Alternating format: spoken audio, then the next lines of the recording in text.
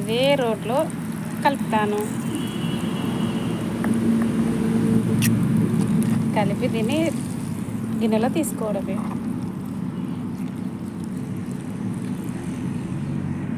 Hello అండి, hi. ఈరోజు నేనైతే దోసకాయ పచ్చడి చేయబోతున్నాను.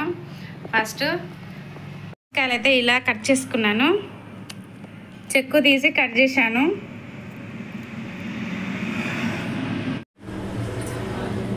ఫస్ట్ అయితే ఇవి కట్ చేసుకున్నాక కొద్దిగా ఒక నిమ్మకాయ సైజు కాకుండా తక్కువనే చింతపండు నానబెట్టుకున్నాను. ఇందులో కూరకు తగ్గట్టు, పచ్చడికి తగ్గట్టు కొద్దిగానే ముక్కలు ఉన్నాయి కాబట్టి కొద్దిగానే జీలకర్ర మెంతులు అనేది వేసుకుంటాను. దోసకాయ పచ్చళ్ళలోకి ఇది పౌడర్ వేస్తేనే టేస్ట్ చాలా బాగుంటుంది.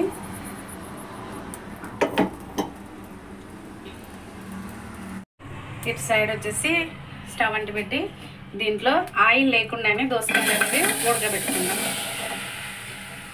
వాటర్ పోసుకోవద్దు, వాటర్ పోసుకుంటే టేస్ట్ బాగోదు. ఇలానే చిన్నగా మంట పెట్టి సగం ఉడికే వరకు పెట్టుకుంటే చాలు, మొత్తం ఉడకాల్సిన అవసరం లేదు. దోసకాయ అయితే ఉడికింది, సగం ఉడికింది చాలు, ఎక్కువ ఉడకాల్సిన అవసరం లేదు. ఇలా సగం ఉడికితేనే తింటుంటే మంచిగా పచ్చి పచ్చిగా తగులుతుంది, టేస్ట్ మాత్రం చాలా బాగుంటుంది. ఇప్పుడు చింతపండు ఇందులో వేస్తాను. మీరు కనుక పుల్లగా కావాలనుకుంటే చింతపండు ఎక్కువ వేసుకోండి. స్టవ్ ఆఫ్ చేస్తాను. ఇప్పుడు వీటిని రోట్లో దంచుతాను నేను. రోట్లో దంచితేనే టేస్ట్ చాలా బాగుంటుంది. మిక్సీ పడితే మాత్రం మెత్తగా అవుతుంది, టేస్ట్ బాగోదు. ఇప్పుడైతే ఇవి దంచుకుంటాను.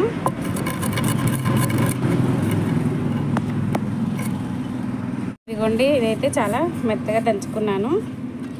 ఇప్పుడు ఇందులో ఇవి వేసాను దోసకాయలు. వీటిని కూడా కాస్త మెత్త కాకుండా మరి బరకగా పచ్చ దంచుకుంటాను.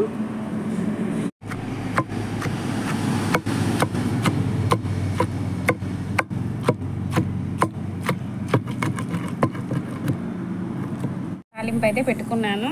ఇదిగోండి, పోపు గింజలు, కరివేపాకు, ఎల్లిపాయను ఇట్లా నంచుకొని వేసాను, కచ్చపిచ్చ చేసి. అలాగే పసుపు వేసాను. ఇప్పుడు